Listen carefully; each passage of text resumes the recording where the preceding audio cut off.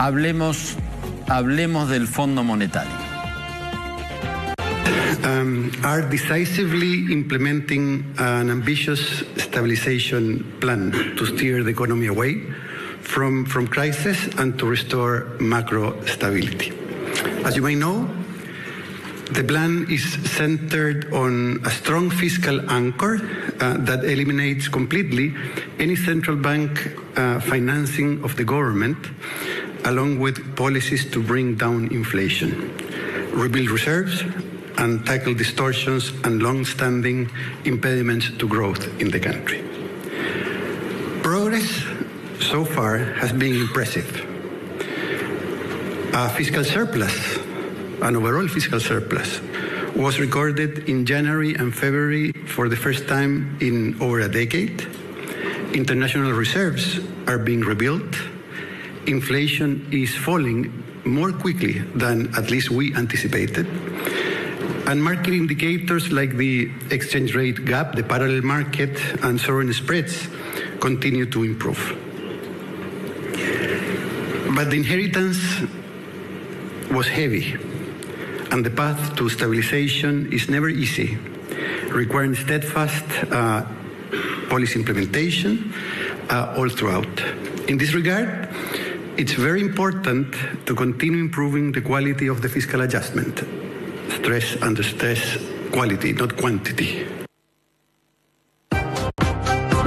¿Cómo es? Ahora está preocupado por la calidad y no por la cantidad de la ajuste. En algún momento cuestionó la velocidad en el tiempo de Macri por demasiado gradual, ahora por demasiado shock, ¿no?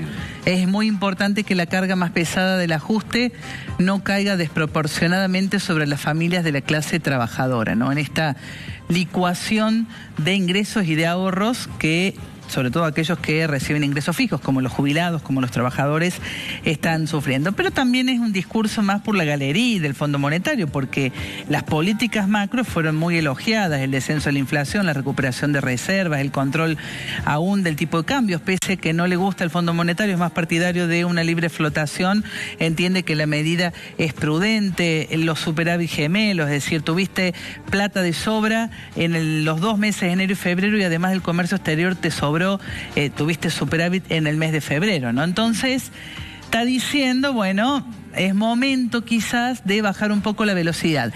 Mira, ahí tenemos un repaso de esta motosierra e inflación, lo que podríamos considerar que tiene licuadora y motosierra, ¿no? Haciendo en estos 106, 107 días que lleva Javier Milei, por licuadora. ¿Qué se entiende por licuadora? Yo mantengo nominalmente un determinado gasto, pero como la inflación se acelera, 25% en diciembre, 20% en enero, eso, como me alcanza cada vez menos, la misma plata me alcanza para comprar menos cosas, porque esas cosas han subido de precio, sí. Se habla de que se licúa, digamos, la jubilación, el salario, el ahorro. Los gastos del Estado se mantienen constantes, pero los ingresos del Estado aumentan porque la inflación acelera el aumento del IVA, por ejemplo. Y además tuviste, si uno cuenta y asume la inflación de diciembre plena para Javier Milei, diciembre, enero y febrero, un 71% de inflación acumulada. Para muchos,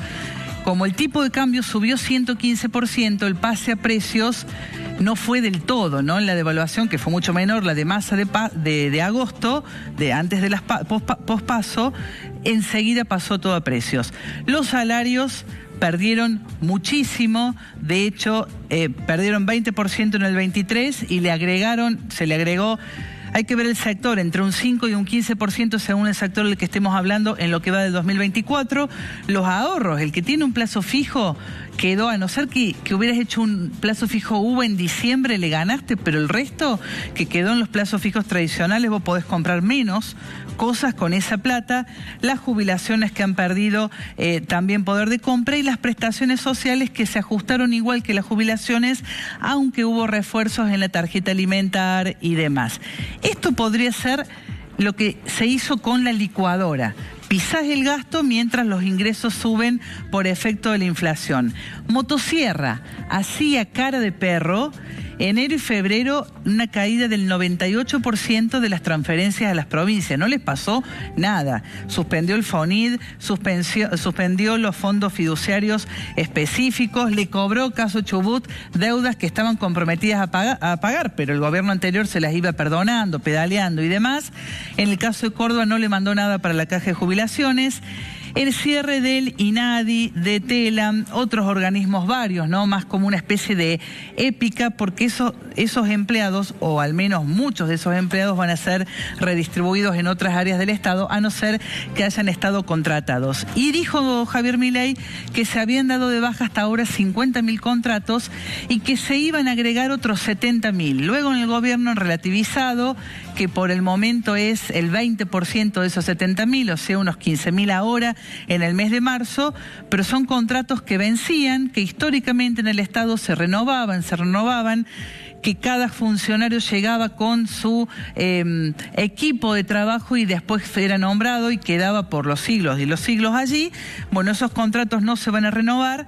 La obra pública, ahora lo vamos a escuchar a Javier Milei, que también dijo fuente de corrupción, la bajamos a cero, habrá que hacer después obra pública con la participación de privados, y el corte de estos alimentos o la provisión de cajas de alimentos secos a cambio de plata, bueno, también en la intención de limpiar un poco la ayuda y la intermediación de las organizaciones sociales.